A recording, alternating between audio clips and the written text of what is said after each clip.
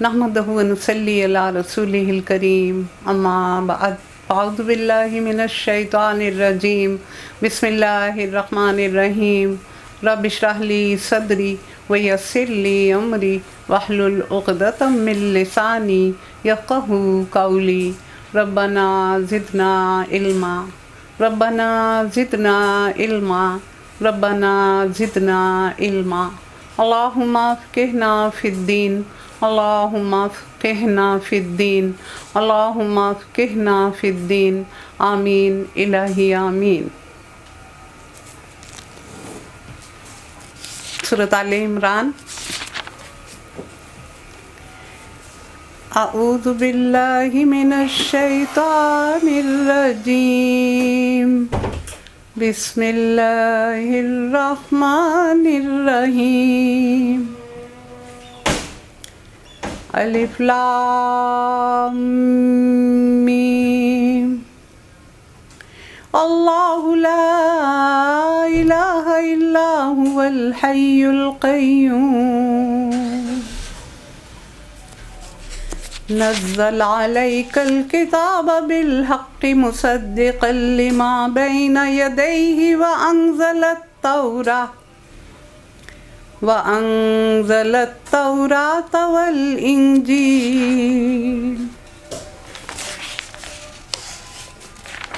من قبل هدى للناس وأنزل الفرقان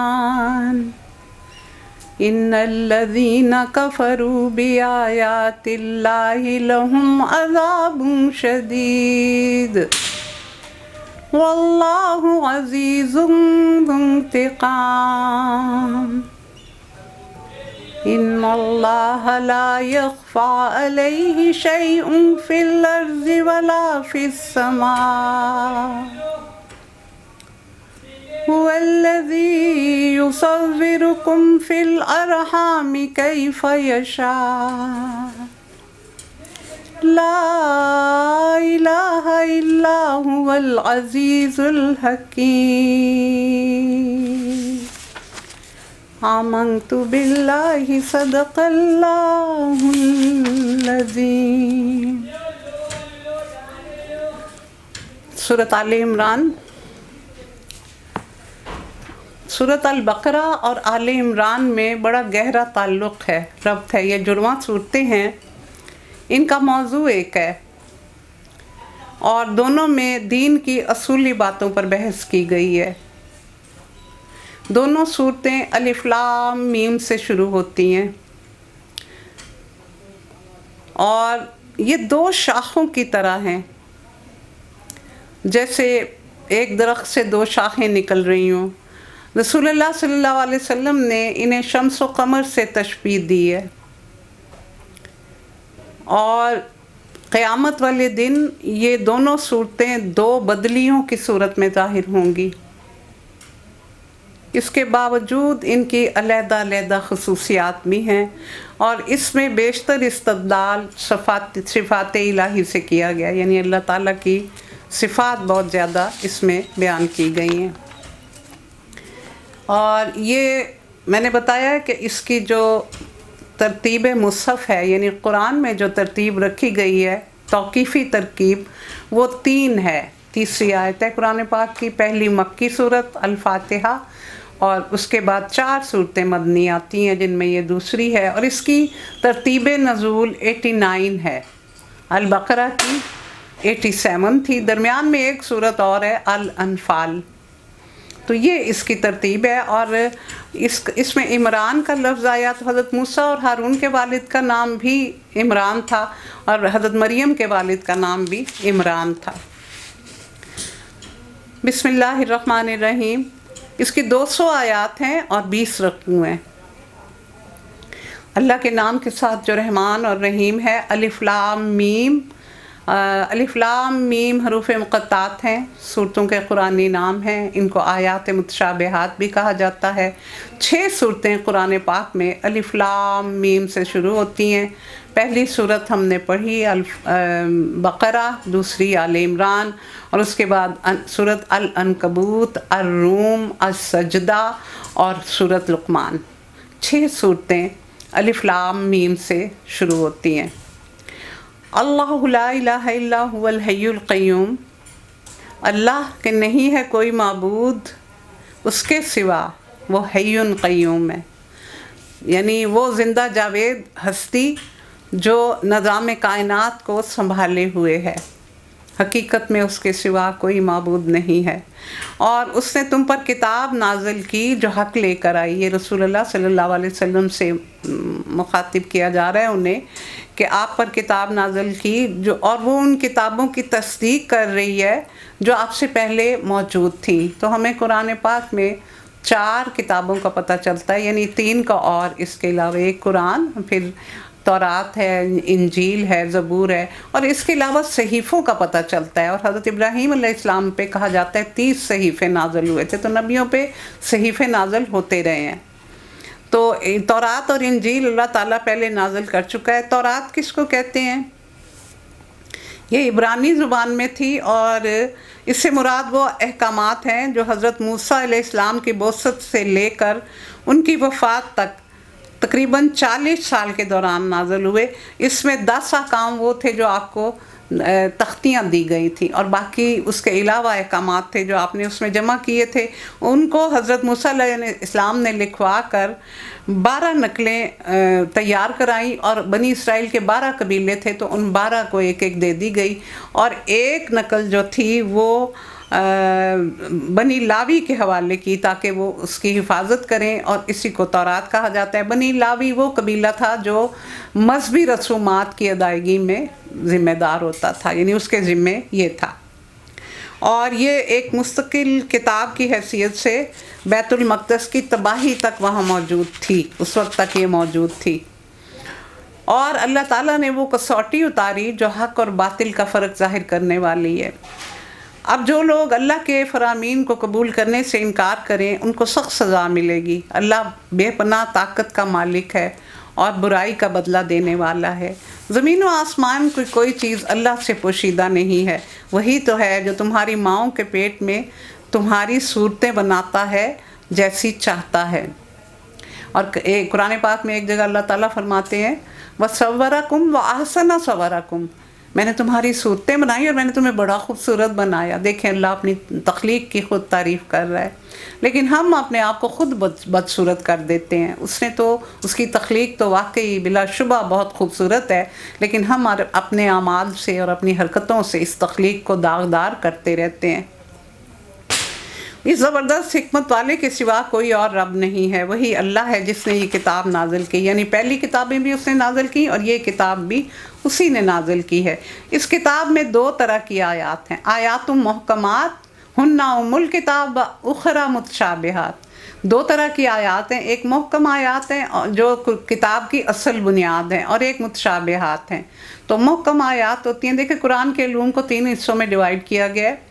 ایک علم الفرائض ہے، یہ وراثت کا قانون ہے، ایک علم السنہ اور ایک علم المحکمات۔ تو محکمات میں کیا ہوتا ہے؟ عقائد، عبادات، اخلاقیات، فرائض، اوامر، نواہی، حلال، حرام، یہ سب باتیں محکم آیات میں ہوتی ہیں۔ اور متشابہات وہ ہوتی ہیں جو واضح نہ ہو، جیسے ابھی حروف مقطعات کا میں نے آپ کو کہا کہ وہ آیت متشابہ ہے، نہیں اس کے بارے میں ہمیں علم نہیں ہے۔ جیسے اللہ کے بارے میں، اللہ تعالیٰ کے بارے میں آتا ہے ثم استوى علی العرش، وہ عرش پر جلوہ افروز ہوا، تو ہمیں تو نہ رب کا پتہ نہ عرش کا پتہ کس طرح وہ جلوہ افروز ہوتا ہے۔ تو یہ جن آیات کو ہم سمجھ نہ سکیں، جو ہمارے لیے مبہم ہوں، ان کو متشابہات کہا جاتا ہے۔ جن لوگوں کے دلوں میں ٹیڑھ ہے وہ فتنے کی تلاش میں ہمیشہ متشابہات کے پیچھے پڑے رہتے ہیں اور ان کو معنی پہنانے کی کوشش کرتے ہیں، حالانکہ ان کا حقیقی مفہوم اللہ کے سوا کوئی نہیں جانتا۔ بخلاف اس کے جو لوگ علم میں پختہ کار ہیں، راسخون فی العلم، وہ کہتے ہیں ہمارا ان پر ایمان ہے، یہ سب ہمارے رب کی طرف سے، یعنی جو محکم ہے ان پر بھی ایمان ہے اور متشابہات پر، تو اس کی کھوج میں نہیں لگے رہتے۔ اور سچ یہ ہے کہ کسی چیز سے صحیح سبق صرف دانش مند لوگ لیتے ہیں، وہ اللہ سے دعا کرتے رہتے ہیں۔ یہ بہت خوبصورت دعا ہے، اگر کسی کو نہیں آتی تو اس کو ضرور یاد کریں، ہر نماز کے بعد یہ اعادہ کریں، یہ تجدید ایمان ہے۔ ربنا لا تزغ قلوبنا بعد إذ هديتنا وهب لنا من لدنك رحمة إنك أنت الوهاب۔ اے پروردگار، تو ہمیں سیدھے راستے پر لگا چکا ہے، ہمارے دلوں کو کجی میں مبتلا نہ کرنا، اور ہمیں اپنے خزانہ خاص سے رحمت عطا کر، اور تو بڑا ہی فیاض ہے، حقیقی فیاض ہے۔ پروردگار، تو یقیناً سب لوگوں کو ایک روز جمع کرنے والا ہے جس کے آنے میں کوئی شبہ نہیں، تو ہرگز اپنے وعدے سے ٹلنے والا نہیں ہے۔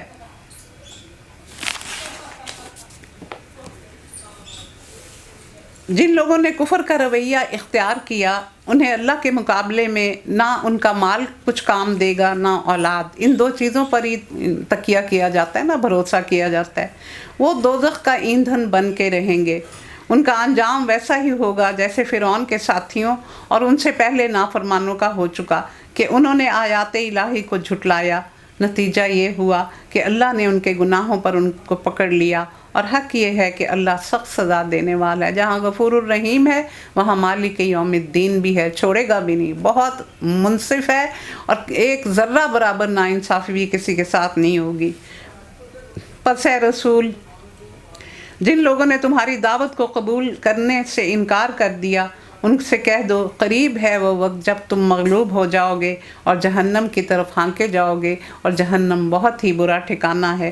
تمہارے لیے ان دو گروہوں میں ایک نشان عبرت تھا جو بدر میں ایک دوسرے کے سامنے نبرد آزما ہوئے تھے۔ ایک گروہ اللہ کی راہ میں لڑ رہا تھا اور دوسرا کافر گروہ تھا، اور دیکھنے والے اپنی آنکھوں سے دیکھ رہے تھے کہ کافر گروہ مومن گروہ سے دو چند ہے، مگر اللہ اپنی فتح و نصرت سے جس کو چاہتا ہے نوازتا ہے، اور دیدہ بینا رکھنے والوں کے لیے اس میں بڑا سبق پوشیدہ ہے۔ یہ جنگ بدر کی بات ہے، جب کہ یہ 1000 کا لشکر لے کے آئے تھے، ان کے پاس 700 اونٹ تھے اور مسلمانوں کے پاس صرف 70 تھے، ان کے پاس 100 گھوڑے تھے، مسلمانوں کے پاس صرف 2 تھے، ان کے پاس 100 سپاہی تھے، مسلمان صرف 313 تھے، اور 6 زرہیں اور 8 تلواریں۔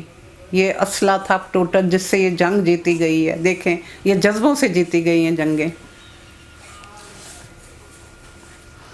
شیطان سے کسی نے پوچھا تمہارا بہترین دوست کون ہے؟ اس نے کہا شراب پینے والا اور بخل کرنے والا اور بہت زیادہ غصے میں آنے والا۔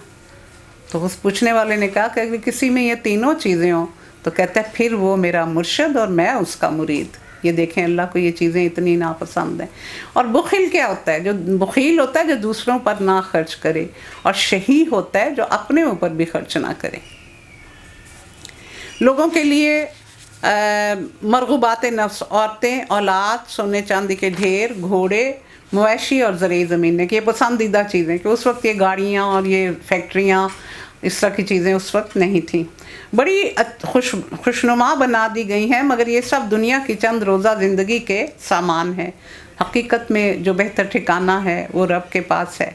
کہو میں تمہیں بتاؤں کہ ان سب سے زیادہ اچھی چیز کیا ہے؟ جو لوگ تقویٰ کی روش اختیار کریں، ان کے لیے ان کے رب کے پاس باغ ہیں جن کے نیچے نہریں بہتی ہوں گی، وہاں انہیں ہمیشگی کی زندگی حاصل ہوگی، پاکیزہ بیویاں ان کی دوست ہوں گی، اور اللہ کی رضا سے وہ سرفراز ہوں گے۔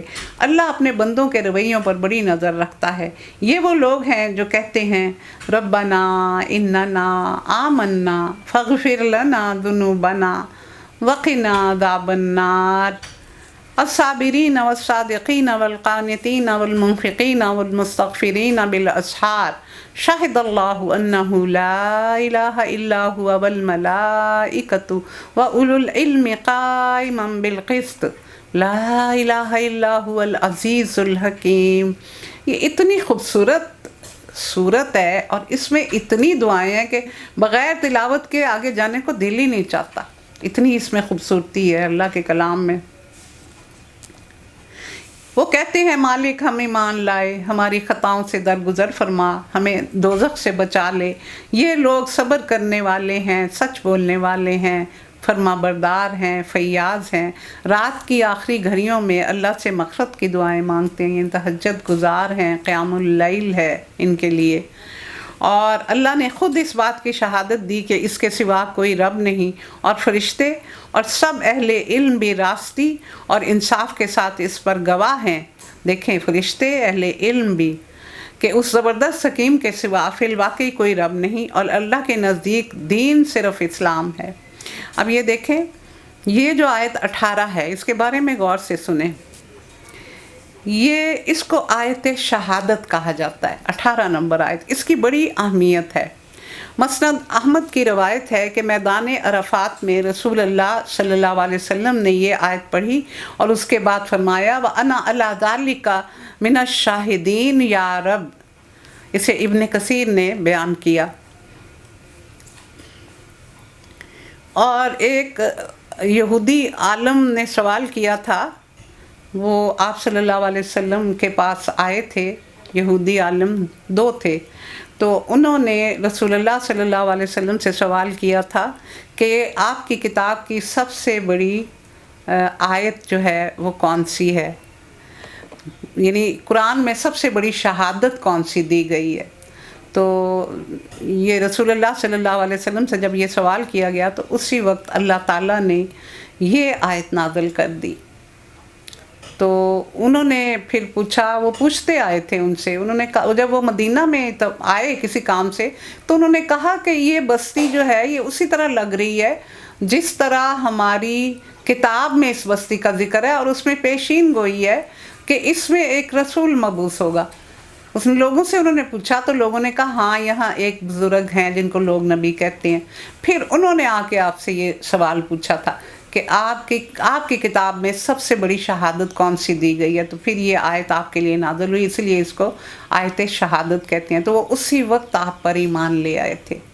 اور یہ جو ہے اس میں کہ اس آیت کے بارے میں یہ کہا جاتا ہے کہ حضرت ابو ایوب انصاری کی حدیث میں ہے کہ رسول اللہ صلی اللہ علیہ وسلم نے فرمایا کہ جو شخص ہر نماز کے بعد آیت الکرسی، سورۃ فاتحہ اور پھر یہ آیت شہادت اور سورۃ آل عمران کی 26 اور 27 آیات آگے آئیں گی، وہ بھی بڑی خوبصورت ہیں اور بڑی آسانی سے یاد ہوتی ہیں، ان چاروں کو پڑھے گا تو اللہ تعالیٰ اس کو اتنا زیادہ اجر ملے گا کہ اس کی 70 حاجات اللہ تعالیٰ پوری کریں گے، اور ان میں 70 حاجات یہ نہیں کہا آخرت میں، اس کی 70 حاجات پوری کی جاتی ہیں، اور کم سے کم جو اس کی حاجت ہے وہ اس کی مغفرت ہوگی، اور اسے روح المعانی میں بیان کیا گیا۔ تو یہ اس کی بڑی زیادہ اس آیت کی اہمیت ہے۔ میں جو نام بتاؤں گی آیتوں کے، تو آپ نے ان کو یاد رکھنا ہے، جیسے آیت الکرسی افضل الآیات آئی، اب یہ آیت شہادت آئی ہے۔ اور اس دین سے ہٹ کر جو مختلف طریقے ان لوگوں نے اختیار کیے جنہیں کتاب دی گئی تھی، ان کے طرز عمل کی کوئی وجہ اس کے سوا نہیں تھی کہ انہوں نے علم آ جانے کے بعد آپس میں ایک دوسرے پر زیادتی کرنے کے لیے ایسا کیا۔ وہ یہودی علماء اچھی طرح جانتے تھے کہ یہ وہی رسول ہیں جن کی پیشین گوئیاں ہماری کتاب میں موجود ہیں، لیکن ان کی مونوپلی جو انہوں نے ہولڈ قائم کیا ہوا تھا ہر ایک کے اوپر، وہ ان کا جاتا تھا، اور وہ ان کا بگ سورس آف انکم بھی تھا، تو اس لیے وہ ماننا نہیں چاہتے تھے۔ جو کوئی اللہ کے احکام اور ہدایات کی اطاعت سے انکار کر دے، اللہ کو اس سے حساب لیتے دیر نہیں لگتی۔ اب اگر یہ لوگ تم سے جھگڑا کریں تو ان سے کہو میں نے اور میرے پیرووں نے تو اللہ کے آگے سر تسلیم خم کر دیا ہے۔ پھر اہل کتاب اور غیر اہل کتاب دونوں سے کیا پوچھو، کیا تم نے اس کی اطاعت اور بندگی قبول کی؟ غیر اہل کتاب یہ بدو تھے، اور سب سے پہلے تو کفار مکہ تھے۔ اگر کی تو وہ راہ راست پا گئے، اور اگر منہ موڑا تو تم پر صرف پیغام پہنچا دینے کی ذمہ داری ہے، آگے اللہ خود اپنے بندوں کے معاملات دیکھنے والا ہے۔ یعنی آپ نے میرا پیغام پہنچا دیا، آپ نے اپنا ذمہ داری پوری کر لی ہے، وہ نہیں مانتے یہ ان کے اوپر آئے گا۔ جو لوگ اللہ کے احکام اور ہدایات کو ماننے سے انکار کرتے ہیں اور اس کے پیغمبروں کو ناحق قتل کرتے ہیں، اور ایسے لوگوں کی جان کے درپے ہو جاتے ہیں جو خلق خدا میں سے عدل اور راستی کا حکم دینے کے لیے اٹھے، ان کو دردناک سزا کی خوشخبری سنا دو۔ جب اللہ تعالیٰ بڑے ناراض ہوتے ہیں، دیکھیں دردناک عذاب کی خوشخبری، غم خبری نہیں کہہ رہے، خوشخبری کہہ رہے ہیں، خوشخبری ہوتی ہے عذاب کی۔ جب اللہ تعالیٰ بہت زیادہ ناراض ہوتے ہیں تو ان کا انداز یہ ہوتا ہے. یہ وہ لوگ ہیں جن کے اعمال دنیا اور آخرت دونوں میں ضائع ہو گئے اور ان کا کوئی مددگار نہیں ہوگا. تم نے دیکھا نہیں جن لوگوں کو کتاب کے علم میں سے کچھ حصہ ملا ہے ان کا حال کیا ہے. انہیں جب کتاب الہی کی طرف بلایا جاتا ہے تو تاکہ وہ ان کے درمیان فیصلہ کرے تو ان میں سے ایک گروہ جو ہے وہ پہلو تہی کر جاتا ہے اور اس فیصلے کی طرف آنے سے منہ پھیر لیتا ہے. ان کا یہ طرز عمل اس وجہ سے ہے وہ کہتے ہیں آتش دوزخ ہمیں نہیں چھوئے گی اور اگر دوزخ کی سزا ہم کو ملی بھی تو بس چند روزہ. اب یہ ان کو کتاب کا کچھ حصہ کا مطلب یہ ہے کہ اصل کتاب جو ہے وہ قرآن ہے اور یہ سب کتابیں لوح محفوظ میں درج ہیں، وہاں سے ہی نکال کے دنیا میں بھیجی گئیں.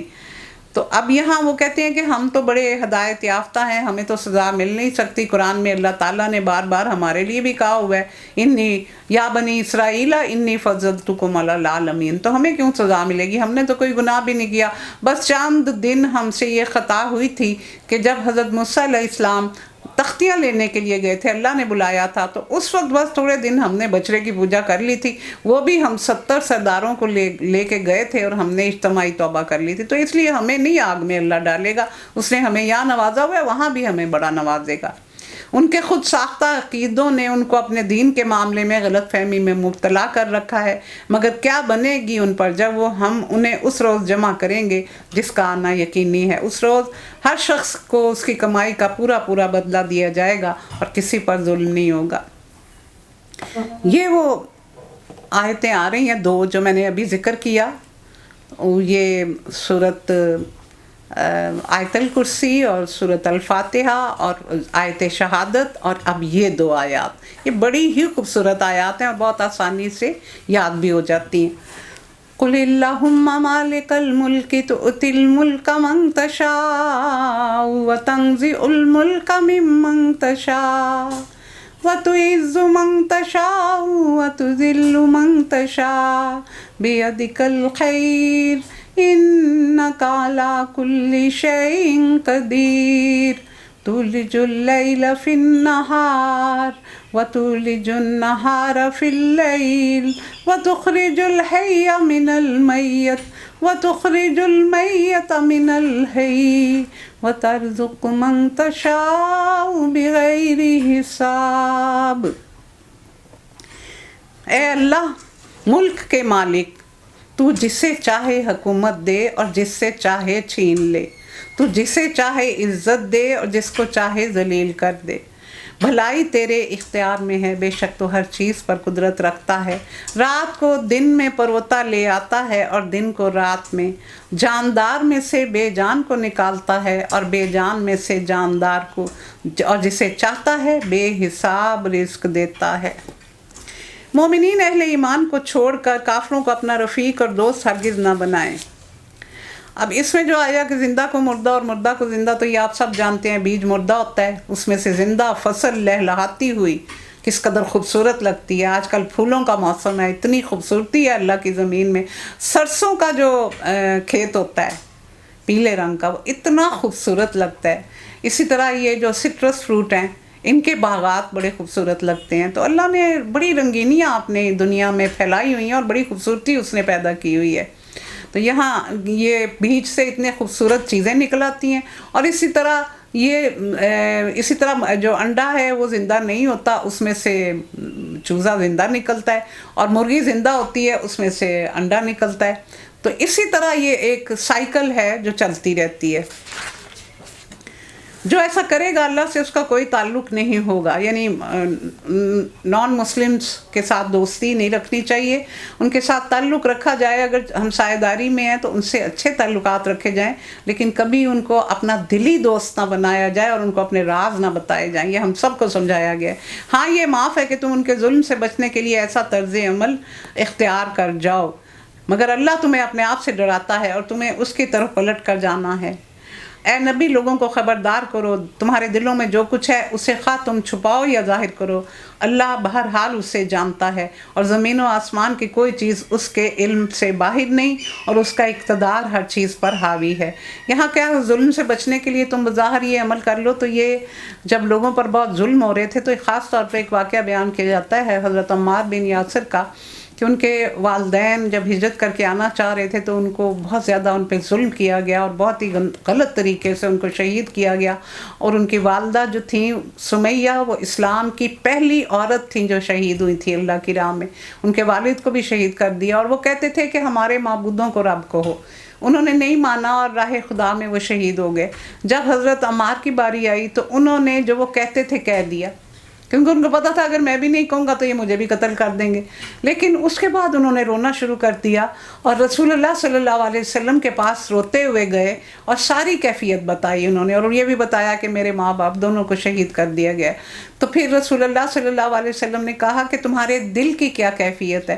انہوں نے کہا میرا دل ایمان سے بھرا ہوا ہے، یہ میں نے جان بچانے کے لیے کیا تھا۔ تو رسول اللہ صلی اللہ علیہ وسلم نے فرمایا تمہیں اس کا کوئی گناہ نہیں ہوگا، اور اس کے بعد آپ نے اعلان کروا دیا کہ اگر کسی شخص کو اپنی جان کا خطرہ ہو تو وہ بے شک اس طرح ان کی بات مان لیا کرے، اپنی جان بچا لیا کرے۔ لیکن اس میں دو ہیں، ایک ہے عزیمت، یعنی پورے عزم کے ساتھ کسی کام کو کرنا، اور ایک ہوتا ہے رخصت کا راستہ۔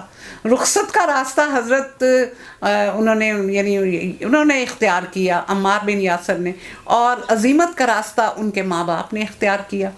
تو یہ دونوں آپشنز کھلی ہوتی ہیں۔ تو عزیمت کا درجہ بہت زیادہ ہے، لیکن پھر اس کی اجازت ہے اپنی جان بچانے کے لیے۔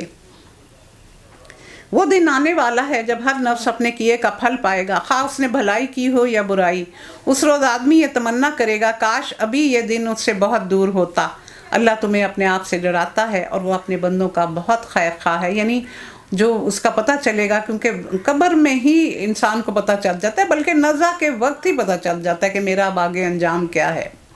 اے نبی، لوگوں سے کہہ دو اگر تم حقیقت میں اللہ سے محبت رکھتے ہو تو میری پیروی کرو، اللہ تم سے محبت کرے گا اور تمہاری خطاؤں کو معاف کر دے گا، وہ بڑا معاف کرنے والا اور رحم فرمانے والا ہے۔ ان سے کہو اللہ کے رسول کی اطاعت کرو، اللہ اور رسول کی اطاعت قبول کر لو، پھر اگر وہ تمہاری یہ دعوت قبول نہ کریں تو یقیناً یہ ممکن نہیں کہ اللہ ایسے لوگوں سے محبت کرے جو اس کی اور اس کے رسول کی اطاعت کا انکار کرتے ہیں، کہ یہ محبت کے لائق نہیں ہیں۔ ان اللہ اصطفیٰ آدم و نوحا وآل ابراہیم وآل عمران علی العالمین۔ یہ دیکھیں، یہ اس کی وجہ تسمیہ ہے۔ یہ آیت میں نے آپ کو بتایا تھا نا کہ جس آیت میں وہ لفظ آیا ہو اس آیت کو وجہ تسمیہ بتایا جاتا ہے۔ تو اس میں دیکھیں آل عمران کا لفظ آیا ہوا ہے، تو اللہ نے آدم، نوح اور آل ابراہیم اور آل عمران کو تمام دنیا والوں پر ترجیح دے کر اپنی رسالت کے لیے منتخب کیا۔ اب عمران حضرت مریم کے والد تھے اور یہ بیت المقدس کے امام تھے، لیکن حضرت مریم ماں کے پیٹ میں تھیں تو ان کا انتقال ہو گیا تھا، یعنی یتیم پیدا ہوئی تھی۔ اور میں نے آپ کو پہلے بھی بتایا کہ حضرت موسیٰ اور ہارون کے والد کا نام بھی عمران تھا۔ یہ ایک سلسلے کے لوگ تھے جو ایک دوسرے کی نسل سے پیدا ہوئے تھے۔ اللہ سب کچھ سنتا اور جانتا ہے۔ اور جب عمران کی عورت کہہ رہی تھی اے میرے پروردگار، میں اس بچے کو جو میرے پیٹ میں ہے تیری نظر کرتی ہوں، وہ تیرے ہی کاموں کے لیے وقف ہوگا، میری اس پیشکش کو قبول فرما لے، تو سب کچھ سننے اور جاننے والا ہے۔ تو انبیاء سابقین کی شریعت میں ایک طریقہ عبادت کا یہ بھی تھا کہ لوگ اپنے بچوں کو کسی خاص جگہ پر، کسی ایک بچے کو، سب کو نہیں، اللہ کے لیے مخصوص کر دیتے تھے۔ اور جہاں تک میرا علم ہے آج بھی یہ بات کی جا رہی ہے کہ خاص اس کو اس جگہ کے لیے مخصوص کر دیتے تھے۔ تو انہوں نے بھی اپنے بچے کو مخصوص کرنا چاہا اور ان کو جا کے کہا کہ آپ میری یہ خواہش پوری کر دینا۔ جب وہ بچی اس کے ہاں پیدا ہوئی تو اس نے کہا میرے مالک، میرے ہاں تو بچی پیدا ہو گئی ہے، حالانکہ جو کچھ اس نے جنا تھا اللہ کو تو اس کی خبر تھی۔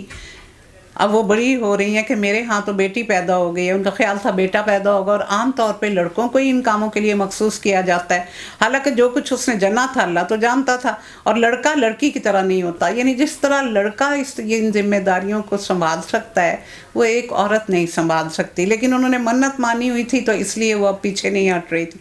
خیر، میں نے اس کا نام مریم رکھ دیا ہے، اور میں اسے اور اس کی آئندہ نسل کو شیطان مردود کے فتنوں سے بچا کر تیری پناہ میں دیتی ہوں۔ آخرکار اس کے رب نے اس لڑکی کو بخوشی قبول فرما لیا اور اسے بڑی اچھی لڑکی بنا کر اٹھایا اور زکریا کو اس کا سرپرست بنا دیا۔ یعنی ان کو وہ پریشان تھی کہ پتہ نہیں یہ لوگ میری بات مانیں گے کہ نہیں، لیکن چونکہ انہوں نے منت مانی ہوئی تھی تو ان کی یہ بات مان لی گئی، اور مشرقی سائڈ پر ایک محراب تھی جس میں ان کو رکھا گیا، اور وہ پردے میں بیٹھی رہتی تھی اور سارا دن اللہ کی عبادت کرتی تھی۔ زکریا ان کے خالو لگتے تھے رشتے میں، جو ان کے کفیل مقرر ہوئے تھے۔ زکریا جب کبھی اس کے پاس محراب میں جاتا تو اس کے پاس کچھ نہ کچھ کھانے پینے کا سامان ہوتا۔ پوچھتا مریم یہ تیرے پاس کہاں سے آیا؟ وہ جواب دیتی اللہ کے پاس سے، اللہ جسے چاہتا ہے بے حساب دیتا ہے۔ یہ حال دیکھ کر زکریا نے اپنے رب کو پکارا، ربی حب لی من لدنک ذریۃ طیبہ انک سمیع الدعاء۔ انہوں نے اپنے رب کو پکارا، پروردگار اپنی قدرت سے مجھے نیک اولاد عطا فرما، تو ہی دعا سننے والا ہے۔ تو ان کی بہت زیادہ عمر تھی اس وقت، اور یہ ان کی بیوی بانجھ تھیں اور ان کی کوئی اولاد نہیں تھی، لیکن انہوں نے دعا مانگی اللہ سے، اس عمر میں بھی مانگی۔ تو ان میں صرف یہ نہیں تھا کہ وہ کھانے پینے کی اشیاء پڑی ہوتی تھیں اور بے موسمی تو وہ بڑے مروب ہوتے تھے، بلکہ ان کا انداز جو تھا، وہ جس طرح عبادت میں مشغول رہتی تھیں اور ان کی جو باتیں تھیں علم پر مبنی، تو ان کو بہت زیادہ یہ چیز اٹریکٹ کرتی تھی، اور ان کے دل میں خواہش پیدا ہوئی کہ اللہ تعالیٰ مجھے بھی ایسی نیک اولاد دے دے۔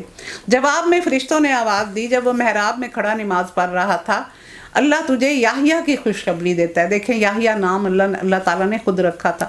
وہ اللہ کی طرف سے ایک فرمان کی تصدیق کرنے والا بن کر آئے گا، اس میں سرداری اور بزرگی کی شان ہوگی، کمال درجے کا ضابط ہوگا، نبوت سے سرفراز ہوگا، صالحین میں شمار کیا جائے گا۔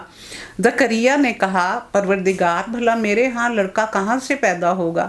میں تو بہت بوڑھا ہو چکا ہوں اور میری بیوی بھی بانجھ ہے۔ جواب ملا ایسا ہی ہوگا، اللہ تعالیٰ جو چاہتا ہے کرتا ہے۔ عرض کیا پھر مالک کوئی نشانی میرے لیے مقرر فرما دے۔ نشانی یہ ہے کہ تم 3 دن تک لوگوں سے بات نہیں کر سکو گے۔ حضرت یحییٰ جو ہیں ان کو جان دا بیپٹسٹ کہا جاتا ہے، یعنی یوحنا، یا اپنی اس میں جب انگلش میں کہتے ہیں تو جان دا بیپٹسٹ، اور اردو میں یوحنا بپتسمہ دینے والا۔ بپتسمہ کیا ہوتا ہے کہ یہ لوگ نہلاتے تھے گناہوں سے پاک کرنے کے لیے، یہودی بھی اور عیسائی بھی، کہ جب کوئی ان کے پاس آتا ہے کوئی گناہ کر کے تو یہ اس کو غسل دیتے ہیں، اور کہا جاتا ہے کہ نیلے پانی کا غسل دیتے تھے۔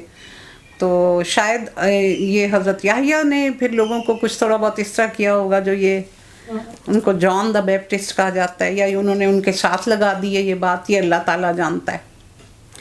نشانی تیری یہ ہے کہ 3 دن تک تو لوگوں سے بات نہیں کرے گا، اس دوران میں اپنے رب کو بہت یاد کرنا اور صبح اور شام اس کی تسبیح کرتے رہنا۔ اب اس میں 2 باتیں ہیں، زیادہ یہ لگتا ہے کہ بات کر ہی نہیں سکتے تھے، نشانی یہ دی گئی، اور دوسرا خیال کم لوگ یہ کہتے ہیں کہ وہ انہوں نے بات کرنی نہیں تھی، یعنی وہ کر سکتے تھے لیکن ان پہ پابندی تھی، جیسے روزے میں ہم کھا سکتے ہیں لیکن کھاتے نہیں، تو اب اللہ جانتا ہے۔ پھر وہ وقت آیا جب مریم سے فرشتوں نے آ کر کہا اے مریم اللہ نے تجھے برگزیدہ کیا، پاکیزگی عطا کی اور تمام دنیا کی عورتوں پر تجھ کو ترجیح دے کر اپنی خدمت کے لیے چن لیا۔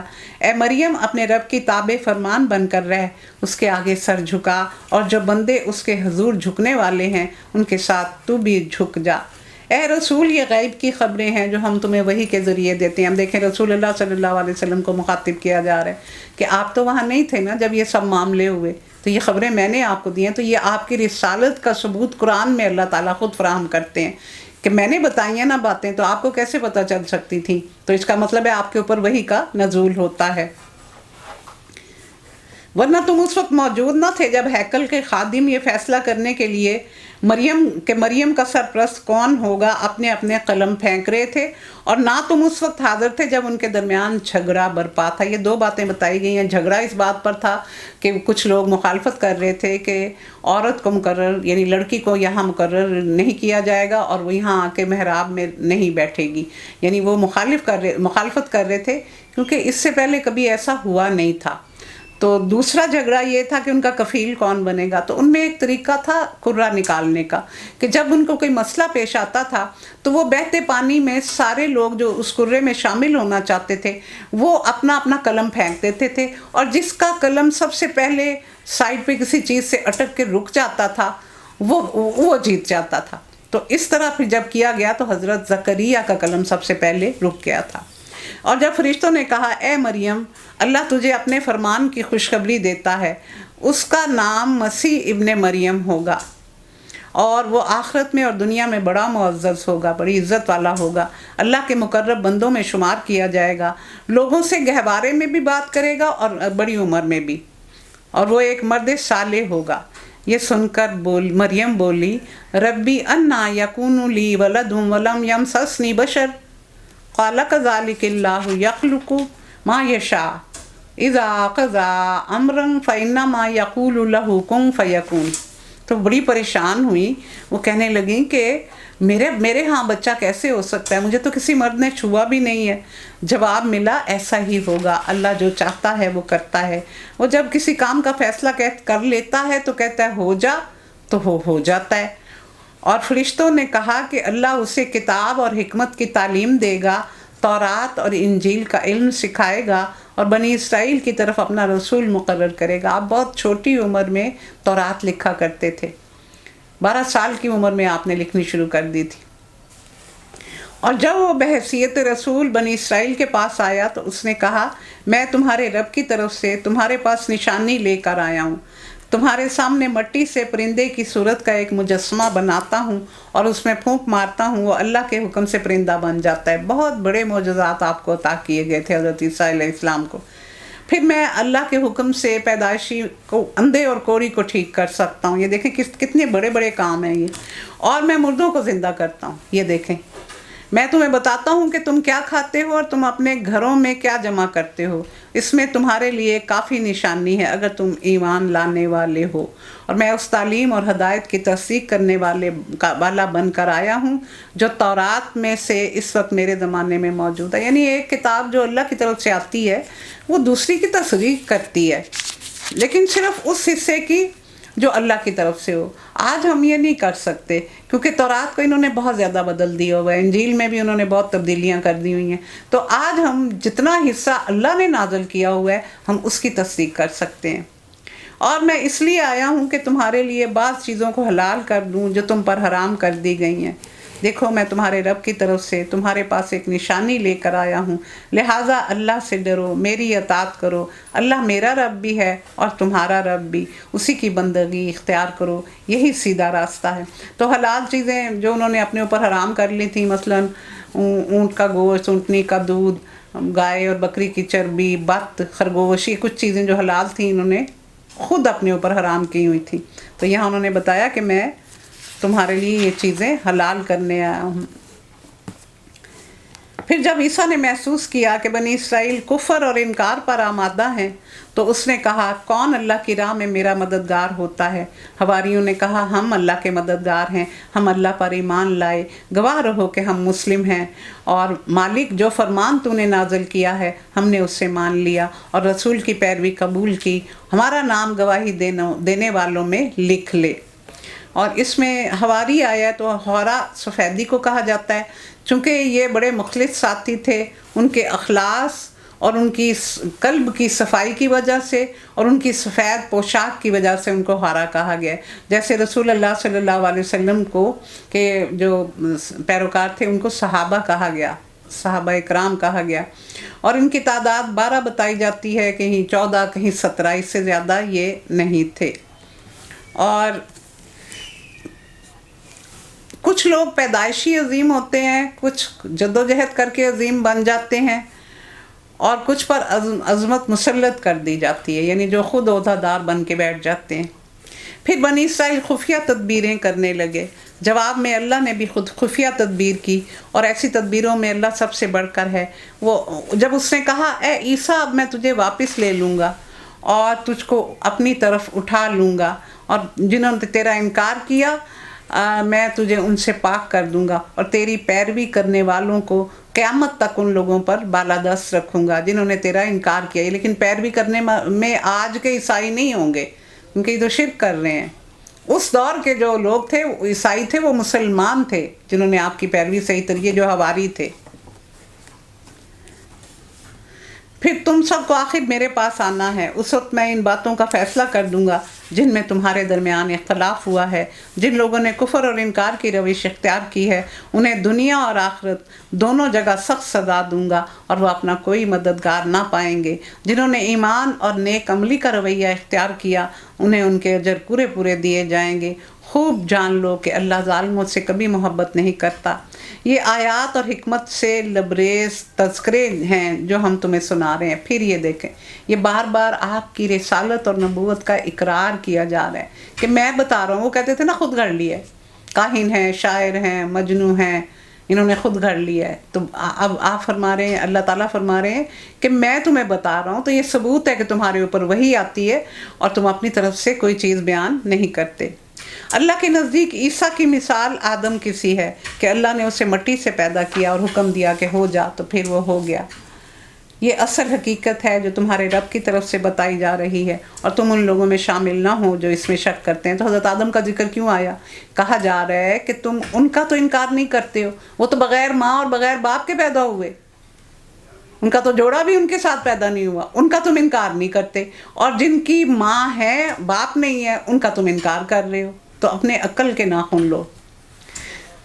یہ علم آ جانے کے بعد اب جو کوئی اس معاملے میں تم سے جھگڑا کرے تو اے رسول اس سے کہو آؤ ہم اور تم خود آ جائیں اور اپنے اپنے بال بچوں کو لے آئیں اور اللہ سے دعا کریں کہ جو جھوٹا ہو اس پر اللہ کی لعنت ہو۔ اس کی بیک گراؤنڈ میں ایک واقعہ ہے۔ یہ نجران سے ایک وفد آیا تھا جس میں 3 سردار تھے اور 60 دوسرے لوگ تھے۔ تو ایک ان میں سید تھا جو ان کے یعنی معاشرتی اور معاشی معاملات کو سنبھالتا تھا، ایک ان کا امیر تھا، اور ایک ان کا اسقف تھا، یعنی ان کے جو مذہبی معاملات کو سنبھالنے والے رہنما اور عالم ہوتے ہیں، ایک وہ تھا۔ اور ان لوگوں نے آ کے تو آپ سے بڑی بحث کی تھی۔ حجاز اور یمن کے درمیان نجران کا علاقہ ہے، اس کی 73 بستیاں تھیں، اور یہ دراصل اس لیے نہیں آئے تھے کہ آئیں گے آپ کی باتیں سنیں گے اور بڑے آپ سے متاثر ہو جائیں گے اور اسلام قبول کر لیں گے۔ یہ آئے ہی اس نیت سے تھے کہ آپ کو تنگ کیا جائے، اور یعنی جو آپ دین پھیلا رہے ہیں اس کی راہ میں رکاوٹیں ڈالی جائیں، ان کی نیت یہ تھی۔ تو جب انہوں نے کسی طرح آپ کی باتوں سے یہ متاثر نہ ہوئے اور آپ کی بات نہ مانی، تو پھر رسول اللہ صلی اللہ علیہ وسلم نے فرمایا کہ آؤ ابتحال کر لیتے ہیں۔ ابتحال ہوتا ہے دعا، تضرع، پھر لعنت کی بد دعا دی جاتی ہے۔ آیا نا کہ جو جھوٹا ہو اس پر اللہ کی لعنت، کہ سارے لوگوں کو، آپ اپنی عورتوں کو اور اپنے بچوں کو اکٹھا کر لو، ہم سب لوگ اکٹھے ہو جاتے ہیں، ہم بھی اپنے عورتوں اور بچوں کو لے آتے ہیں اور پھر اللہ سے دعا کرتے ہیں، اور پھر قسم کھائی جائے گی کہ وہ جو کہے گا کہ میں سچا ہوں تو اللہ سے دعا کروں گا کہ ہم کریں گے کہ جو جھوٹا ہو اس پر اللہ کی لعنت ہو جائے، کیونکہ دونوں ہی اپنے آپ کو سچا کہہ رہے تھے، وہ مان کے نہیں دے رہے تھے۔ تو جب انہوں نے یہ بات سنی کہ اب لعنت تک نوبت آ رہی ہے تو وہ پیچھے ہٹ گئے، کیونکہ ان کو پتہ تھا یہ اللہ کے رسول ہیں۔ تو اس کے بعد پھر یہ انہوں نے موقع آنے نہیں دیا، لیکن پھر ان سے کہا گیا کہ تمہیں 3 باتوں میں سے ایک بات ماننی ہوگی، کہ یا تو تم اسلام قبول کر لو، یا پھر ہم سے جنگ کر لو، یا ذمی بن کے رہو، یعنی ہمیں جزیہ دو گے، ٹیکس دو گے۔ تو انہوں نے تیسری بات مانی تھی۔ پھر اے اہل کتاب آؤ ایک ایسی بات کی طرف جو ہمارے اور تمہارے درمیان یکساں ہے، یہ کہ ہم اللہ کے سوا کسی کی بندگی نہ کریں، نہ اس کے ساتھ کسی کو شریک ٹھہرائیں، اور ہم میں سے کوئی اللہ کے سوا کسی کو اور کو رب نہ بنائے۔ اس دعوت کو قبول کرنے سے اگر وہ منہ موڑ دیں تو صاف کہہ دو کہ گواہ رہو ہم تو مسلم ہیں، یعنی ہم اللہ کو ماننے والے ہیں، اگر تم نہیں مانتے تو اس کا انجام تم خود بھگتو گے۔ اے اہل کتاب، تم ابراہیم کے بارے میں ہم سے کیوں جھگڑتے ہو؟ تورات اور انجیل تو ابراہیم کے بہت بعد نازل ہوئی تھی، پھر کیا تم اتنی بات بھی نہیں سمجھتے؟ وہ کہتے تھے، جو یہودی تھے وہ کہتے تھے کہ یہ حضرت ابراہیم علیہ السلام یہودی تھے، اور عیسائی کہتے تھے کہ حضرت ابراہیم علیہ السلام عیسائی تھے۔ تو یہ دونوں یہ شرطیں لگاتے تھے کہ وہ ہم ان کے دین پہ ہیں۔ تو یہاں یہ بات کھول دی گئی کہ یہودیت اور عیسائیت تو بہت بعد میں بنایا تم نے، اس وقت جب حضرت ابراہیم علیہ السلام آئے تھے دنیا میں تو اس وقت یہ دونوں مذاہب نہیں تھے، یہ تو 3ری-4تھی صدی عیسوی میں کہیں جا کے یہ انہوں نے اس طرح اس کو رواج دیا تھا۔ تم لوگ جن چیزوں کا علم رکھتے ہو ان میں تو بحثیں کر چکے، اور ان معاملات میں بحث کیوں کرتے ہو جس کے بارے میں تمہیں کچھ بھی علم نہیں، اللہ جانتا ہے اور تم نہیں جانتے۔ ابراہیم نہ یہودی تھا نہ عیسائی، بلکہ وہ تو حنیف تھا، یکسو مسلم تھا۔ وہ اپنی طرف کہتے تھے نا دونوں، اور کفار مکہ بھی یہ کہتے تھے، ہم کون سا کفر کر رہے ہیں، ہم تو اپنے بابا کے دین پہ ہیں، تینوں یہ کہتے تھے، اور وہ ہرگز مشرکوں میں سے نہ تھا۔ ابراہیم سے نسبت رکھنے کا سب سے زیادہ حق اگر کسی کو پہنچتا ہے تو ان لوگوں کو پہنچتا ہے جنہوں نے اس کی پیروی کی، اور اب یہ نبی اور اس کے ماننے والے اس نسبت کے زیادہ حقدار ہیں، یعنی رسول اللہ صلی اللہ علیہ وسلم کے پیروکار۔ اللہ صرف انہی کا حامی و مددگار ہوگا جو ایمان رکھتے ہیں۔ اے ایمان لانے والو، اہل کتاب میں سے ایک گروہ چاہتا ہے کہ کسی طرح تمہیں راہ راست سے ہٹا دے، در حقیقت وہ اپنے سوا کسی کو گمراہی میں نہیں ڈال رہے مگر انہیں اس کا شعور نہیں ہے، جو سورۃ البقرہ کے شروع میں کہا گیا، وَلَٰكِن لَا يَشْعُرُونَ۔ اے اہل کتاب، کیوں اللہ کی آیات کا انکار کرتے ہو حالانکہ تم اس کا خود مشاہدہ کر رہے ہو کہ تمہارے سامنے اللہ کے رسول موجود ہیں، اور وحی کی کیفیات بھی کئی دفعہ لوگوں کے سامنے ظاہر ہو جاتی تھی، ان کو اندازہ بھی ہو جاتا تھا کہ آپ پر وحی کا نزول ہو رہا ہے، پھر اس کے باوجود تم نہیں مانتے۔ اہل کتاب، کیوں حق کو باطل کا رنگ چڑھا کر مشتبہ بنا رہے ہو، کیوں جانتے بوجھتے حق کو چھپاتے ہو۔ اس طرح کی آیات سورۃ البقرہ میں بھی آئی ہیں۔ اہل کتاب میں سے ایک گروہ کہتا ہے کہ اس نبی کے ماننے والوں پر جو کچھ نازل ہوا ہے اس پر صبح ایمان لاؤ اور شام کو اس کا انکار کر دو، شاید اس ترکیب سے یہ لوگ ایمان سے پھر جائیں۔ نیز یہ لوگ آپس میں کہتے ہیں کہ اپنے مذہب والے کے سوا کسی کی بات نہ مانو، کہتے تھے صرف یہودی کی بات مانو، اور صبح کو ایمان لاؤ اور رات کو مکر جاؤ۔ یہ کیوں انہوں نے ترکیب چلی تھی کہ جب ہم اہل کتاب ہیں، ان کا بڑا ہولڈ تھا، لوگ اپنے مسائل ان کے پاس لے کے آتے تھے، اہل مکہ بھی انہی کے پاس جاتے تھے، تو انہوں نے کہا تھا کہ اگر ہم اس طرح کریں گے کہ ہر روز کچھ لوگ ایمان لائیں اور رات کو وہ مکر جائیں تو یہ پھر ہم کہیں گے کہ نہیں، یہ ہم نے دیکھا ہے اس کو اختیار کر کے، یہ صحیح دین نہیں ہے، تو لوگ پھر اس سے دور ہٹتے چلے جائیں گے، یعنی اسلام سے روکنے کے لیے یہ گندی چالیں وہ چل رہے تھے۔ اے نبی، ان سے کہہ دو اصل ہدایت تو اللہ کی ہدایت ہے، اور یہ اسی کی دین ہے کہ کسی کو وہی کچھ دے دیا جائے جو کبھی تم کو دے دیا گیا تھا، یا کہ دوسروں کو تمہارے رب کے حضور پیش کرنے کے لیے تمہارے خلاف کبھی حجت مل جائے، یعنی تو ان کو رسالت دی گئی، حضرت موسیٰ علیہ السلام ان پہ نازل ہوئے، ان کے پاس ایک مدت امامت رہی، کتاب رہی، اور ہولڈ رہا دنیا پہ، دنیا کو اپنے پیچھے چلاتے رہے، تو اب ان سے یہ سب کچھ چھینا جا رہا ہے۔ اے نبی، ان سے کہو فضل اور شرف اللہ کے اختیار میں ہے، یؤتیہ من یشاء واللہ واسع علیم، کہ وہ جسے چاہے عطا کرتا ہے اور وہ وسیع النظر ہے، یعنی وہ تنگ نظر نہیں ہے، وہ بخیل نہیں ہے، وہ محدود نہیں ہے، لا محدود ہے، اس کا علم بھی، اس کی وسعت بھی، اس کی حکومت بھی، اس کا اقتدار بھی، اپنی رحمت سے جس کو چاہتا ہے مخصوص کر لیتا ہے، اس کا فضل بہت بڑا ہے۔ اہل کتاب میں کوئی تو ایسا ہے کہ اگر تم اس کے اعتماد پر مال و دولت کا ایک ڈھیر بھی دے دو تو وہ تمہارا مال تمہیں ادا نہیں کرے گا، اور کسی کا حال یہ ہے کہ اگر تم اس کو 1 دینار بھی دو گے تو وہ تمہارا مال ادا کر دے گا، اور اگر تم 1 دو گے تو پھر وہ واپس نہیں کرے گا، اور کچھ ایسے ہیں کہ جن کو اگر زیادہ بھی دو گے تو وہ واپس کر دیں گے، یعنی فرق لوگ ہیں۔ اور اللہ یہ کہ تم اس کے سر پر سوار ہو جاؤ۔ ان کی اس اخلاقی حالت کا سبب یہ ہے کہ وہ کہتے ہیں کہ غیر یہودیوں کے معاملے میں ہم پر کوئی مواخذہ نہیں۔ امی کہتے تھے نا، امی کا ہی لفظ آیا ہوا یہاں، ہم پر کوئی مواخذہ نہیں، یعنی تلمود میں کہا گیا ہے کہ اگر اسرائیل کا بیل کسی غیر اسرائیلی کے بیل کو زخمی کر دے، یعنی یہ بنی اسرائیل کا جو بندہ ہے، اس کا جو مکہ کے لوگ ہیں یا بدو ہیں یا کوئی اور ہیں، ان کو زخمی کر دے تو کوئی تاوان نہیں، مگر غیر اسرائیلی کا بیل اگر اسرائیلی کے بیل کو زخمی کر دے تو وہ تاوان ادا کریں گے۔ اسی طرح اگر کہیں کوئی گری پڑی چیز ملے اور وہ اسرائیلی کی ہو تو وہ تو تمہیں اعلان کر کے اس کو پہنچانی ہے، لیکن اگر وہ کسی غیر اسرائیلی کی ہے تو تم رکھ لو تو کوئی حرج نہیں۔ اسی طرح اگر تمہارے پاس کوئی امانت رکھی جائے تو اس میں بھی تم یہ رویہ رکھ سکتے ہو کہ اگر غیر اسرائیلی کو نہ دو تو کوئی حرج نہیں ہے، اور اگر کوئی مقدمہ ہو اور 2 فریق ہوں، ایک اسرائیلی اور ایک غیر اسرائیلی، تو تم اپنے قانون میں اسرائیلی کو بچانے کی کوشش کرو گے، اور اگر نہیں بچا سکو گے تو پھر تم دوسرے قانون میں، ان کے قانون میں بچانے کی کوشش کرو گے، یعنی کسی نہ کسی طرح تم نے اسرائیلی کو بچانا ہے۔ تو یہ انہوں نے رکھے ہوئے تھے حساب۔ اور یہ بات محض جھوٹ گھڑ کر اللہ کی طرف منسوب کرتے ہیں، حالانکہ انہیں معلوم ہے کہ اللہ نے ایسی کوئی بات نہیں کہی، آخر کیوں ان سے باز پرس نہ ہوگی۔ جو بھی اپنے عہد کو پورا کرے گا اور برائی سے بچ کے رہے گا وہ اللہ کا محبوب بنے گا، کیونکہ پرہیزگار لوگ ہی اللہ کو پسند ہیں۔ رہے وہ لوگ جو اللہ کے عہد اور اپنی قسموں کو تو تھوڑی قیمت پر بیچ دیتے ہیں، ان کا آخرت میں کوئی حصہ نہیں۔ اللہ قیامت کے روز نہ ان سے بات کرے گا، نہ ان کی طرف دیکھے گا اور نہ ان کو پاک کرے گا۔ جس کا غصہ زیادہ ہے اس کے دوست کم ہوتے ہیں، جس نے بدمعاش پر انعام کیا اس نے بدمعاشی کی مدد کی، جس نے کسی سے سوال کیا اس نے ذلت اٹھائی، جس نے جس نے بے عمل سے علم سیکھا، یعنی یہ جو سکھانے والا ہے وہ بولتا تو ہے لیکن اس کا اپنا عمل صحیح نہیں، اس نے جہالت کو دعوت دی، ترقی دی، اور جس نے بے وقوف کو علم سکھایا اس نے بے فائدہ اپنی عمر ضائع کی، اور جس نے ناشکرے پر احسان کیا اس نے اپنی نیکی ضائع کی۔ دیکھیں اصول اور ضابطے بھی ہیں۔ ان میں کچھ لوگ ایسے ہیں جو کتاب پڑھتے ہوئے اس طرح زبان کا الٹ پھیر کرتے ہیں کہ تم سمجھو جو کچھ وہ پڑھ رہے ہیں وہ اللہ کی عبارت ہے، حالانکہ وہ کتاب کی عبارت نہیں ہوتی، اور وہ مڑوڑ کے اللہ کے قوانین کو بدل دیتے تھے اور اس طرح پڑھتے تھے کہ دوسرے کو پتہ ہی نہیں چلتا تھا۔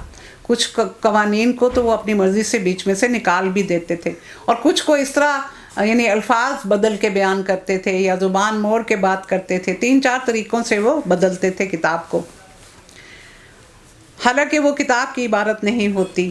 وہ کہتے ہیں کہ جو کچھ ہم پڑھ رہے ہیں یہ اللہ کی طرف سے ہے، حالانکہ وہ اللہ کی طرف سے نہیں ہوتا۔ وہ جان بوجھ کر جھوٹی بات اللہ کی طرف منسوب کرتے ہیں۔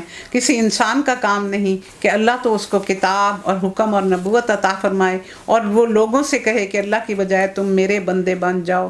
وہ تو یہی کہے گا کہ سچے ربانی بنو۔ ربانی کون ہوتے ہیں؟ یہودیوں کے علماء جو مذہبی امور کو سنبھالتے تھے، مذہبی عہدیدار، لوگوں کو عبادات کے قیام اور احکام دین کا اجرا کرنا سکھاتے تھے۔ جیسا کہ اس کتاب کی تعلیم کا تقاضا ہے جسے تم پڑھتے اور پڑھاتے ہو، وہ تم سے ہرگز یہ نہیں کہے گا کہ فرشتوں کو یا پیغمبروں کو اپنا رب بنا لو۔ کیا یہ ممکن ہے کہ ایک نبی تمہیں کفر کا حکم دے جبکہ تم مسلم ہو؟ اب دیکھیں، یہ ہر نبی نے یہ کہا کہ میری اطاعت کرو اور اللہ کی عبادت کرو۔ کسی رسول اور نبی نے یہ نہیں کہا کہ میری عبادت کرو، یعنی میں جو تمہیں بتا رہا ہوں زندگی گزارنے کے طور اور طریقے اور احکامات جو تمہیں اللہ کی طرف سے میں سمجھا رہا ہوں، تم ان کو مانو اور اللہ کی عبادت کرو۔ یہاں اسی چیز کو کھولا گیا ہے۔ یاد کرو اللہ نے پیغمبروں سے عہد لیا تھا کہ آج ہم نے تمہیں کتاب، حکمت اور دانش سے نوازا ہے۔ کل اگر کوئی دوسرا رسول تمہارے پاس اس تعلیم کی تصدیق کرتا ہوا آئے جو پہلے سے تمہارے پاس موجود ہے تو تم کو اس پر ایمان لانا ہوگا اور اس کی مدد کرنی ہوگی۔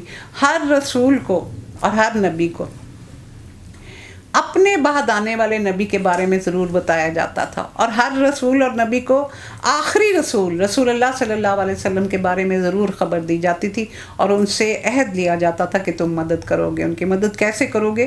کہ تم لوگوں کو صحیح تعلیم دیتے چلے جاؤ گے، یعنی جو تعلیم تمہارے رسول نبی نے تمہیں دی ہے تم اس کو پھیلاتے چلے جاؤ گے، کیونکہ سارے رسول اور سارے نبی ایک ہی تعلیم لے کے آئے ہیں۔ ان الدین عند اللہ الاسلام، دین تو ہمیشہ حضرت آدم سے لے کے قیامت تک ایک ہی ہے اور ایک ہی رہے گا، لیکن شریعت میں کچھ تبدیلی پہلے آتی رہی، اب اس میں بھی نہیں آئے گی۔ اب قیامت تک شریعت بھی یہی ہے جو رسول اللہ صلی اللہ علیہ وسلم ہمیں دے گئے ہیں۔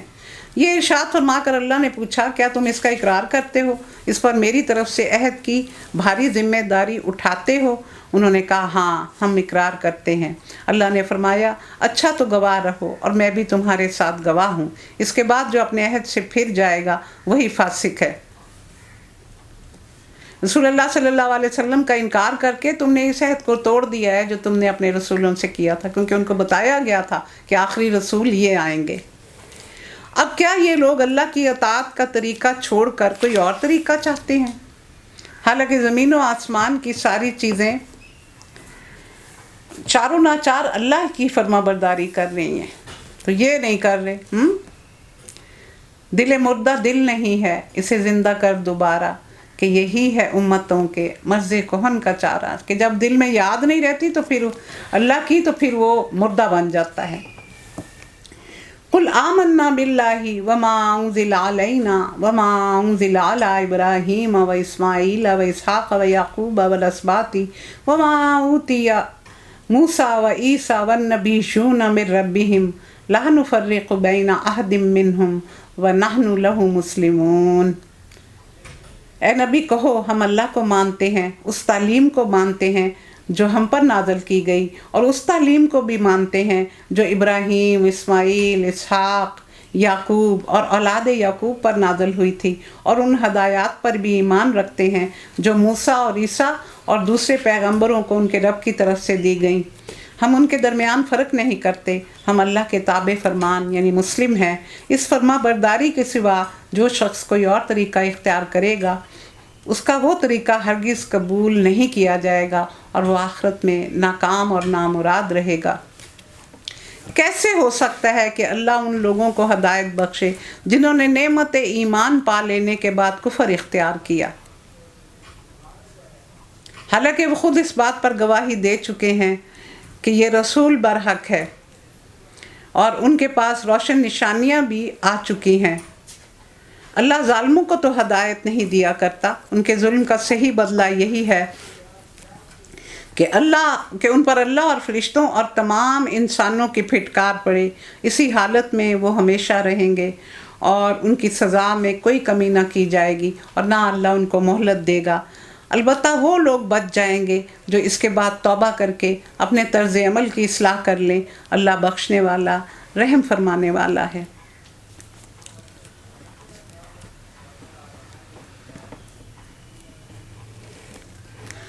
حضرت ابن عباس کی روایت ہے کہ انصار میں سے ایک مسلمان مرتد ہو کر مشرکین سے جا ملا، یہ الا الذین تابوا من بعد ذلک واصلحوا فإن اللہ غفور الرحیم 89 آیت میں جو بتایا گیا، وہ انصار میں سے تھا، وہ مسلمان ہو کر مرتد ہو گیا اور مشرکین سے جا ملا۔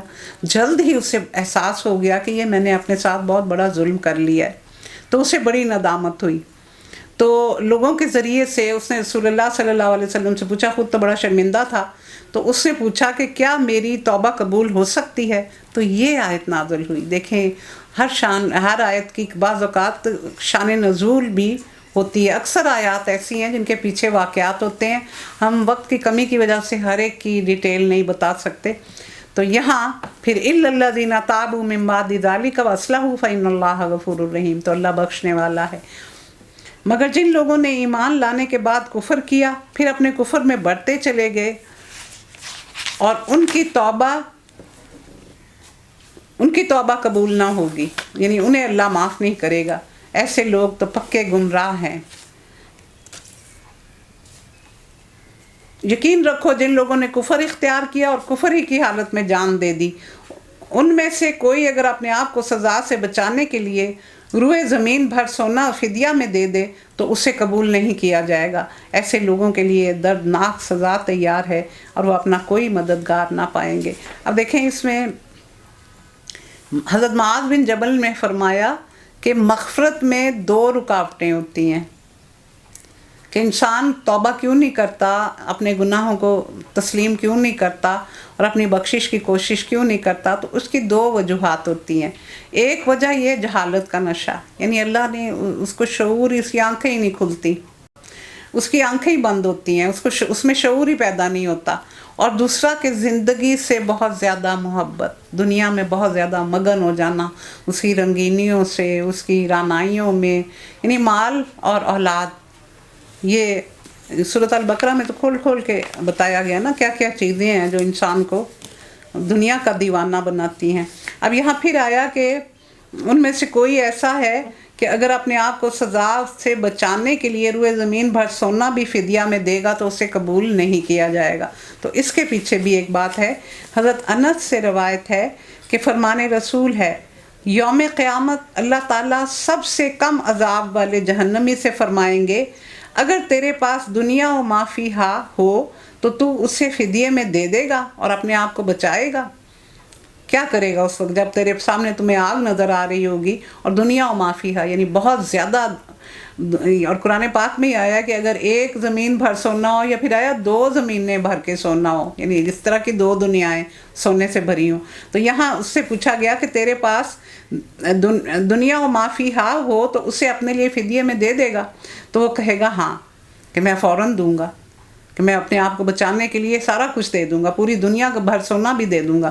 تو وہ کہے گا ہاں، تو اللہ تعالیٰ فرمائے گا جب تو دنیا میں تھا تو میں نے تجھے سہل تر بات کہی تھی، یعنی توحید طلب کی تھی، اور کہا تھا پھر تجھے جہنم میں داخل نہ کروں گا، مگر تو شرک پر اڑا رہا، تو باز نہیں آیا، تو شرک پر اڑا رہا۔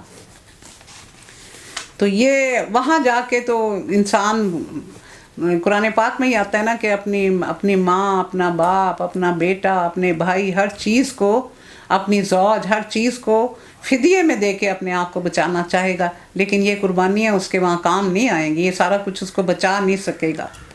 لن تنالوا البر حتى تنفقوا مما تحبون وما تنفقوا من شيء فإن الله به عليم كل الطعام كان حلا لبني إسرائيل إلا ما حرم إسرائيل على نفسه من قبل أن تنزل التوراة قل فأتوا بالتوراة فاتلوها إن كنتم صادقين فمن افترى على الله الكذب من بعد ذلك فأولئك هم الظالمون۔ ہرگز نہیں تم نیکی کو پہنچ سکتے جب تک کہ وہ چیزیں اللہ کی راہ میں خرچ نہ کرو جنہیں تم بہت عزیز رکھتے ہو، اور جو کچھ تم خرچ کرو گے اللہ اس سے بے خبر نہ ہوگا۔ یہ دیکھیں، یہ ہمارے اوپر بہت بڑی چوٹ ہے کہ دیتے ہوئے سب سے گھٹیا چیز، سب سے پرانی چیز، سب سے بیکار چیز، اور لیتے ہوئے انسان کبھی یہ نہیں لیتا۔ کسی نے تحفہ دیا، پسند نہیں آیا، اس کو سنبھال لیا، پھر کسی کا موقع آیا تحفہ دینے کا، اسی کو پیک کر کے تو پکڑا دیا۔ یہ جو باتیں ہیں نا، یہ اللہ کو سخت ناپسند ہے۔ تحفے کا مطلب ہوتا ہے کسی کو خوش کرنا، ہدیہ دینا، کسی کو یعنی اس کی پسند کے مطابق اس کو کوئی ایسی چیز دینا جو اس کو خوشی دے۔ تو یہاں کہا گیا کہ جب تک تم وہ چیز اللہ کی راہ میں خرچ نہ کرو جس سے تمہیں بہت پیار ہے، تو تم نیکی کے کسی بر ہوتا ہے نا، نیکی بہت زیادہ نیکی، تو تم اس درجے کو کبھی نہیں پہنچ سکتے۔ اور جو کچھ تم خرچ کرو گے اللہ اسے جانتا ہے۔ کھانے کی یہ ساری چیزیں بنی اسرائیل کے لیے حلال تھیں، البتہ بعض چیزیں ایسی تھیں جنہیں تورات کے نازل کیے جانے سے پہلے اسرائیل نے اپنے اوپر حرام کر لیا تھا۔ یہ حضرت یعقوب علیہ السلام کو عرق النساء بیماری تھی، جس میں وہ کچھ چیزیں نہیں تناول فرماتے تھے، تو لیکن بعد میں جو ان کی ذریت تھی انہوں نے از خود اس کو اپنے اوپر حرام کر لیا۔ ان میں وہ اونٹ کا گوشت تھا، اونٹنی کا دودھ تھا، اور گائے اور بکری کی چربی تھی، اور بط اور خرگوش، اس طرح کی کچھ چیزیں تھیں جنہوں نے اپنے اوپر از خود حرام کی ہوئی تھی، اللہ نے نہیں حرام کی تھی۔ ان سے کہو اگر تم سچے ہو تو لاؤ تورات اور پیش کرو اس کی کوئی عبارت۔ تو وہ کہتے تھے اللہ نے حرام کی ہیں، حرام خود کی تھی، اور لوگوں سے یہ کہتے تھے کہ یہ ہمارے اوپر اللہ نے حرام کی ہوئی ہیں، تو اس چیز کی نفی کی جا رہی ہے۔ اس کے بعد بھی جو لوگ اپنی جھوٹی گھڑی ہوئی باتیں اللہ کی طرف منسوب کرتے ہیں وہی ظالم ہیں۔ کہو اللہ نے جو کچھ فرمایا ہے سچ فرمایا ہے۔ تم یکسو ہو کر ابراہیم کے طریقے کی پیروی کرو، اور ابراہیم شرک کرنے والوں میں سے ہرگز نہ تھا۔ ان اول بیت وضع للناس للذی ببکۃ مبارکا وہدی للعالمین فیہ آیات بینات مقام ابراہیم ومن دخلہ کان آمنا وللہ علی الناس حج البیت من استطاع الیہ سبیلا ومن کفر فإن اللہ غنی عن العالمین۔ پہلا گھر، سب سے پہلی عبادت گاہ جو انسانوں کے لیے تعمیر ہوئی وہ وہی ہے جو بکہ کہا گیا ہے۔ دیکھیں اس کا نام بکہ تھا، بکہ بھی تھا، جو مکہ میں واقع ہے۔ دنیا کے بت قدوں میں پہلا وہ گھر خدا کا، ہم اس کے پاسباں ہیں، وہ پاسباں ہمارا۔ اس کو خیر و برکت دی گئی اور تمام جہان والوں کے لیے مرکز ہدایت بنایا گیا تھا۔ اس میں کھلی ہوئی نشانیاں ہیں۔ ابراہیم کا مقام عبادت ہے جس پہ کھڑے ہو کے انہوں نے اس کو تعمیر کیا تھا، اور اس کا حال یہ ہے کہ جو اس میں داخل ہو وہ حفاظت میں آ گیا، وہ مامون ہو گیا۔ لوگوں پر اللہ کا یہ حق ہے کہ جو اس گھر تک پہنچنے کی استطاعت رکھتا ہو وہ اس کا حج کرے، یعنی صاحب استطاعت پر پوری زندگی میں ایک بار حج کرنا لازم ہے، اور جو کوئی اس حکم کی پیروی سے انکار کرے تو اسے معلوم ہونا چاہیے کہ اللہ تمام دنیا والوں سے بے نیاز ہے۔ تو یہ بہت زیادہ سوچنے کا مقام ہے کہ لوگوں نے حج کو اس طرح رکھا ہوا ہے کہ جب بچوں کی شادی کر لیں گے، جب بیٹیوں کی بھی شادی ہو جائے گی، بیٹے کا کاروبار سیٹ ہو جائے گا، پھر حج کر کے آئیں گے، حالانکہ اس کی کوئی ایسی شرط نہیں ہے۔ حج اس وقت فوراً آپ پر فرض ہو جاتا ہے جب آپ کے پاس مالی حیثیت ہے، یعنی آپ اتنی استطاعت رکھتے ہیں کہ آپ سفر بھی کر سکیں، اخراجات اٹھا سکیں، اور پیچھے اپنے بچوں کے لیے بھی جائز خرچہ چھوڑ کے جا سکیں، تو اس وقت یہ آپ پر فرض ہو جاتا ہے۔ تو یہ ان سب چیزوں کی پوچھ گچھ ہوگی، انہیں ہم بڑا لائٹ لیتے ہیں، بڑا ہلکا لیتے ہیں، کر لیں گے نا، ابھی تو بڑا وقت ہے، یعنی ہمیں پتہ ہے کہ ہماری زندگی ابھی بہت ہے اور ہمارے پاس بڑا وقت ہوگا، تو زندگی تو بڑی بے اعتبار سی چیز ہے، آج آنکھیں کھلی ہیں، بند ہونے میں ایک سیکنڈ بھی نہیں لگنا۔ تو اس لیے جو لوگ اس معاملے میں سستی کر رہے ہیں وہ اس بات کا خیال رکھیں کہ یہ اسی وقت فرض ہو جاتا ہے جب کوئی صاحب استطاعت ہوتا ہے۔ سبحانک اللہم و بحمدک، نشہد ان لا الہ الا انت، نستغفرک و نتوب الیک، آمین الہی آمین۔ 97 تک ہم نے کیا ہے اور ہم 98 سے انشاءاللہ کل شروع کریں گے۔